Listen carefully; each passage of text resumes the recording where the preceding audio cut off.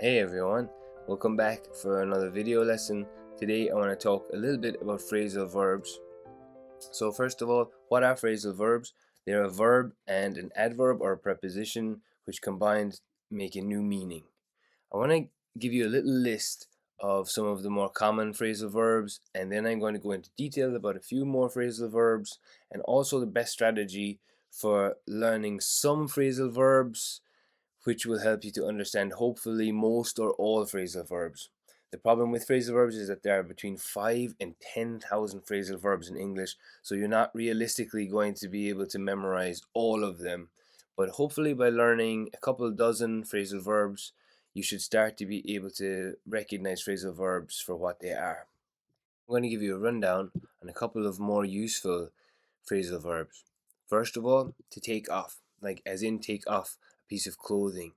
This one we hear all the time. Take plus off form a new meaning. What about getaway? Getaway meaning to go somewhere or to escape to somewhere. I could say the thieves got away with €1,000,000. I could also say last week I needed to get away, so I flew spontaneously to Portugal. I wish. Okay, and to look something up. To look up is another word for search. So I looked something up on Google. And to put something off, I've been meaning to make a new video, but I kept putting it off. To put off forms a new phrasal verb. We wake up in the morning.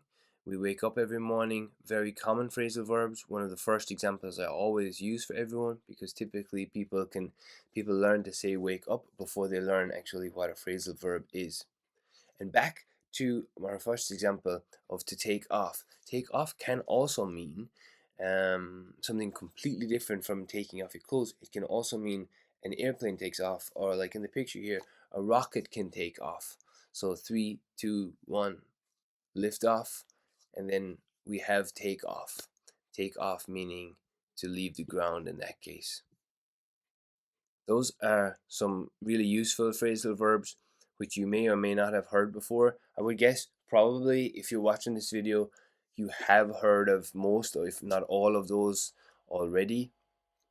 But I use them as an example to kind of get you familiar with what phrasal verbs are rather than just to teach you new vocabulary right now. So yeah, like I mentioned, wake up, get up, to get something down, to come across an interesting video, to look forward to Christmas. These are all phrasal verbs. To look forward to is actually a 3-word phrasal verb, not just a 2-word verb. These multi-word verbs can also have 3 words, like look forward to.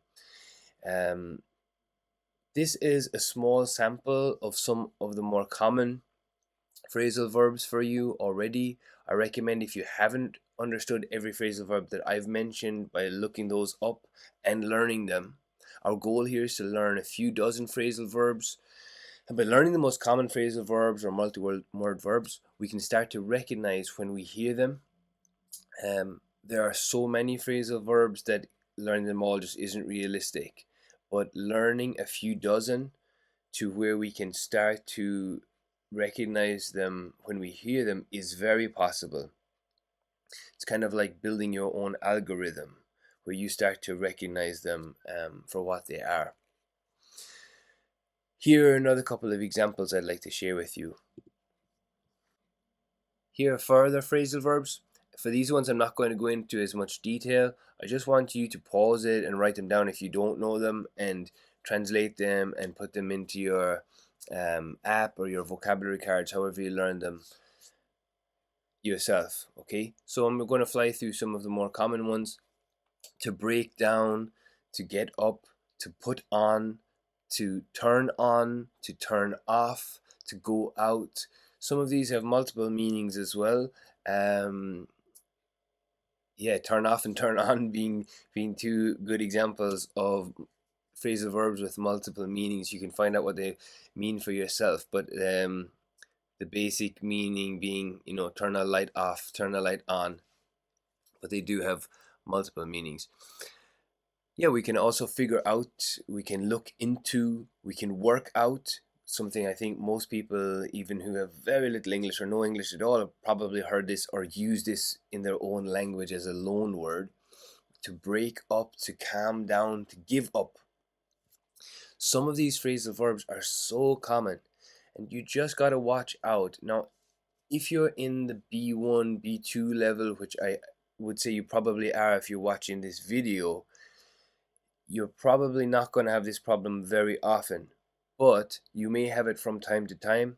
What happens to people is if they see a new phrasal verb, they don't recognize that it is a phrasal verb and they translate it word for word. This can obviously lead to miscommunication, and does, and I have seen it hundreds if not thousands of times now. So learn these couple dozen that I've mentioned today. Learn further ones. I'll make videos in the future about more phrasal verbs, more of the common phrasal verbs.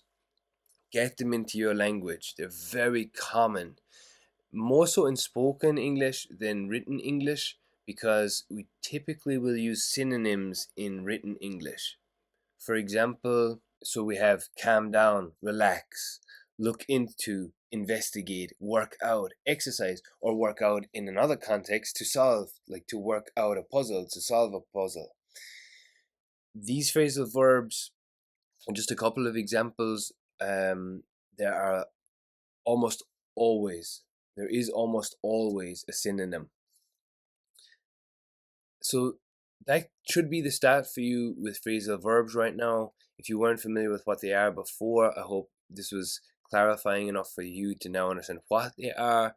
If you were familiar with what they are but didn't know a lot of examples, I hope you now have a good start. So that was a little rundown, phrasal verbs. I hope it helped you figure them out.